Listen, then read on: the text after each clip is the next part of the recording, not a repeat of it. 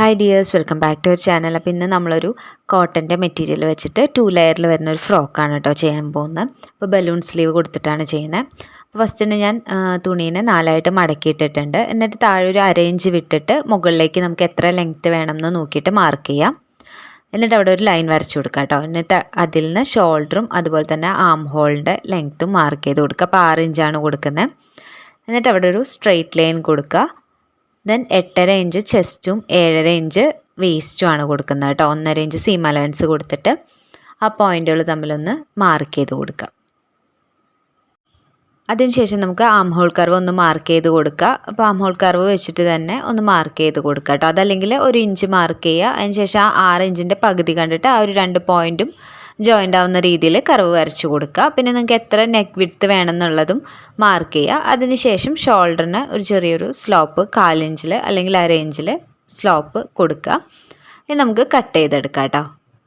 അപ്പോൾ ഞാനിപ്പോൾ neck cut ചെയ്യുന്നില്ല, ഷോൾഡറിൻ്റെ അവിടെ നിന്ന് സ്ലോപ്പ് കട്ട് ചെയ്തിട്ട് നമ്മൾ ആം ഹോൾ കർവ് കട്ട് ചെയ്ത് എടുക്കുകയാണ് ചെയ്യുന്നത് കേട്ടോ. അപ്പോൾ ലൈനിങ് യൂസ് ചെയ്യുന്നില്ല, കോട്ടൻ്റെ മെറ്റീരിയലാണ്. ലൈനിങ് ഇല്ലാണ്ട് നമുക്ക് ചെയ്യാം. ഫ്രിൽസൊക്കെ ഇട്ടിട്ട് ചെയ്യുന്ന ഫ്രോക്കാണ് കേട്ടോ. അപ്പോൾ നമുക്ക് യോക്ക് പോർഷൻ കട്ട് ചെയ്ത് കഴിഞ്ഞിട്ടുണ്ട്. ബോട്ട് നെക്കാണ് കൊടുക്കുന്നത്. ഫ്രണ്ടും ബാക്കും ഒരേ നെക്ക് തന്നെയാണ് കേട്ടോ കൊടുക്കുന്നത്. അപ്പോൾ ഞാൻ ബോട്ട് നെക്ക് വരച്ചിട്ട് കട്ട് ചെയ്തെടുക്കുന്നുണ്ട് കേട്ടോ.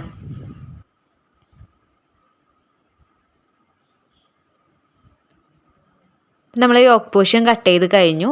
ഇനി നമുക്ക് താഴേക്കുള്ള ലെങ്ത്ത് കട്ട് ചെയ്തെടുക്കാം. അപ്പോൾ ഞാൻ ഫസ്റ്റ് ഒരു 23 ഇഞ്ച് ലെങ്ത്തിൽ ഒരു പീസ് കട്ട് ചെയ്തെടുക്കുന്നുണ്ട്.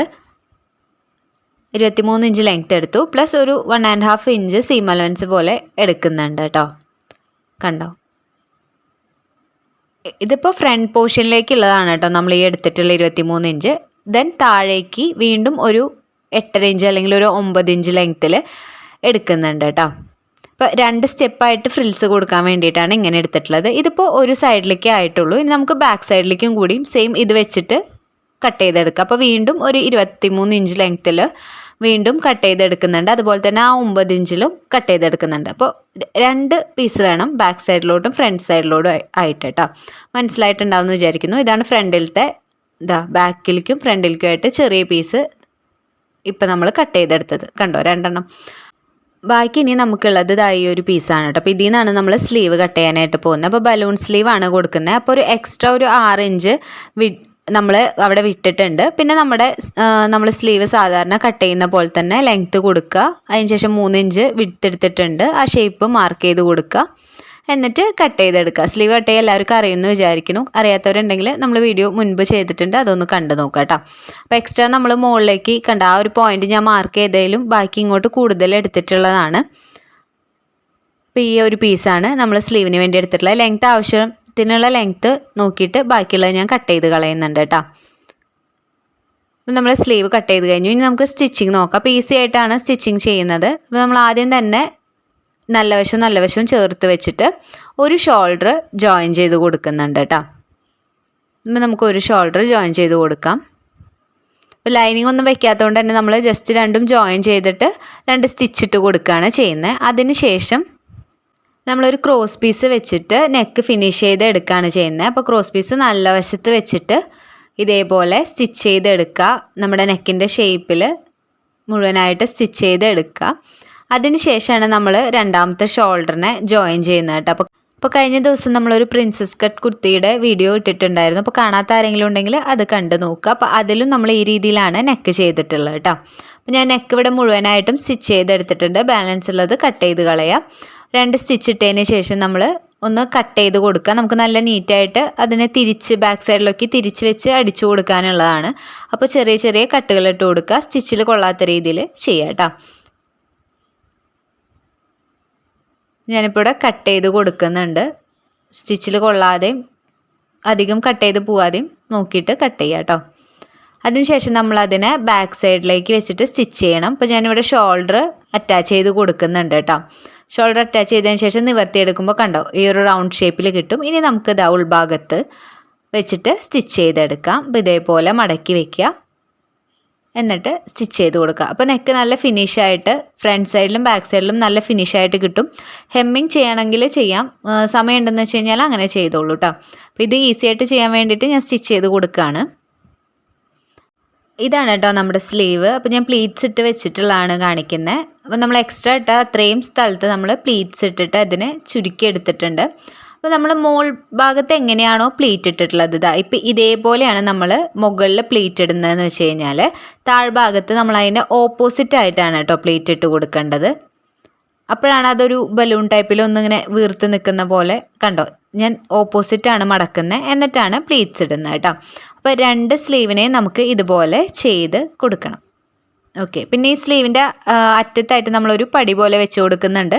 അത് നമുക്ക് സ്ലീവ് അറ്റാച്ച് ചെയ്തതിന് ശേഷം ലാസ്റ്റിൽ കൊടുക്കാം.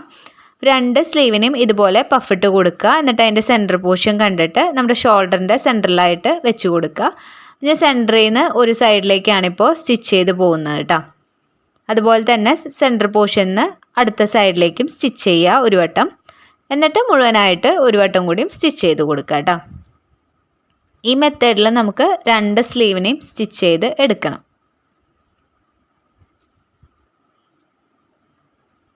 കണ്ടോ, അപ്പോൾ ഈ ഒരു സ്ലീവ് നമ്മൾ അറ്റാച്ച് ചെയ്തിട്ടുണ്ട്. ഇനി ഇതേപോലെ തന്നെ നമുക്ക് അടുത്ത സ്ലീവും കൂടിയും അറ്റാച്ച് ചെയ്തെടുക്കാം. അപ്പോൾ സെൻറ്റർ പോർഷൻ നോക്കിയിട്ട് വെക്കുക, കാരണം പഫ് 2 സൈഡിലേക്കും ഒരേപോലെ വരാൻ വേണ്ടിയിട്ടാണ്. സെൻറ്റർ പോർഷൻ കറക്റ്റ് കണ്ടിട്ട് വെച്ചോളൂ കേട്ടോ.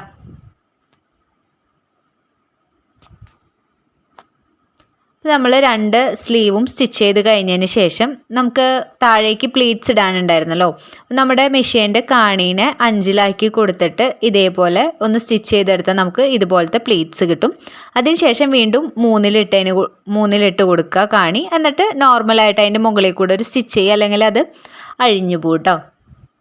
അപ്പോൾ ഞാൻ 2 വലിയ പീസിന്, അതായത് 23 ഇഞ്ച് ലെങ്ത്തുള്ള ആ ഒരു പീസ് ഉണ്ടായിരുന്നല്ലോ, അതിന് 2നെ നമ്മൾ കുഞ്ഞു പ്ലീറ്റ്സാണ് ഇട്ട് കൊടുത്തിട്ടുണ്ടായിരുന്നത്. എന്നിട്ട് താഴത്തേക്ക് നമ്മൾ ചെറിയൊരു 9 ഇഞ്ച് ലെങ്ത്തിലൊരു പീസ് എടുത്തിട്ടുണ്ടായിരുന്നില്ലേ, അതിനെ നമ്മൾ വലിയ പ്ലീറ്റ്സ് ഇട്ടിട്ട് താഴ്ഭാഗത്ത് ജോയിൻ ചെയ്തെടുക്കുക ചെയ്തിട്ടുണ്ടായിരുന്നത്. അപ്പോൾ 2 പ്ലീറ്റ്സ് ഇട്ട് ആ ഒരു പീസുകൾ നമ്മൾ ആദ്യം ജോയിൻ ചെയ്തെടുത്തു.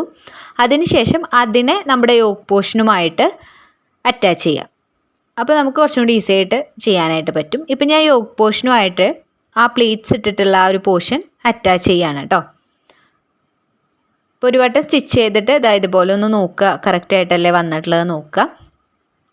ദെൻ താഴ്ഭാഗം 2 സൈഡിൻ്റെയും താഴ്ഭാഗം നമ്മൾ മടക്കി അടിച്ചു കൊടുക്കുക കേട്ടോ.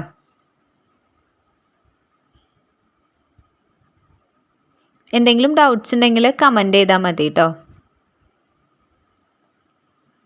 ഞാൻ ഒരെണ്ണത്തിൻ്റെ താഴ്ഭാഗം അടിച്ചിട്ടുണ്ട്. ഇനി അടുത്തതും കൂടി അടിച്ചു കൊടുക്കുകയാണ്.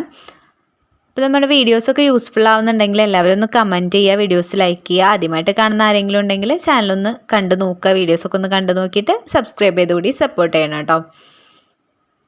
ഓക്കെ, അപ്പോൾ നമ്മൾ 2 സൈഡും സ്റ്റിച്ച് ചെയ്ത് കൊടുത്തിട്ട് ഇപ്പോൾ നമ്മുടെ സ്ലീവിൻ്റെ അവിടെ ഇതുപോലെ ചെറിയൊരു പടി പോലെ വെച്ച് കൊടുക്കുകയാണ് കേട്ടോ. സ്ലീവിൻ്റെ ഓപ്പണിങ്ങിലായിട്ട് ചെറിയൊരു പീസ് ബാക്ക് സൈഡിൽ വെച്ച് സ്റ്റിച്ച് ചെയ്തിട്ട് നമ്മുടെ ഫ്രണ്ടിലോട്ട് ഒരു ഇതേപോലെ ഒരു പടി പോലെ വരുന്ന രീതിയിൽ ചെയ്ത് കൊടുക്കുകയാണ്. ഒരു കുഞ്ഞൊരു ബെൽറ്റ് പോലെ. അപ്പോൾ ആ ഒരു സ്ലീവ് ഇങ്ങനെ നല്ല ഒരു ബലൂൺ ടൈപ്പിൽ നിൽക്കാനായിട്ട് അത് യൂസ്ഫുള്ളാണ്.